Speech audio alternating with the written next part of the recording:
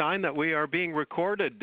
Senator, tell me about your visit with the Vice President and what you guys are talking about heading to Montana. Well, I'm on Air Force 2 at the moment. We're about midway on our way to Billings today. It is an honor to have the Vice President and Mrs. Pence in Billings today.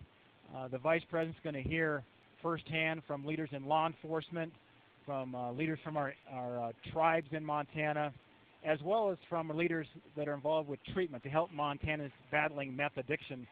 So he's going to see the full picture of what's happening on the ground in Montana. We have a crisis in Montana with methamphetamines, and this is Mexican meth that's coming across the southern border into Montana. And I'm grateful of all the places the Vice President could be today.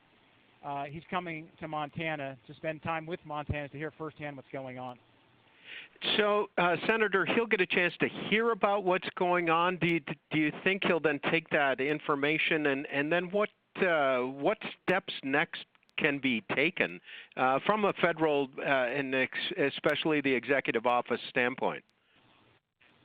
Right. Well, we've already had great support from the administration and the Vice President in passing legislation last year. For example, in law enforcement, getting grants to our members of law enforcement who are out there confronting this meth crisis in our state. For example, the Montana Highway Patrol just received a nearly $1 million federal grant to help those men and women protect us.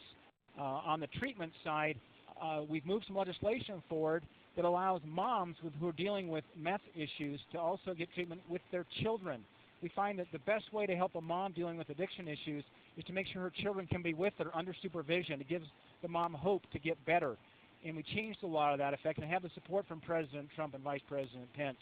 And then lastly, and probably as important as anything, is to secure our southern border. We've got to stop this flow of Mexican meth coming into Montana. The old meth of 10 years ago was homegrown meth in Montana. This is Mexican meth flooding across our southern border.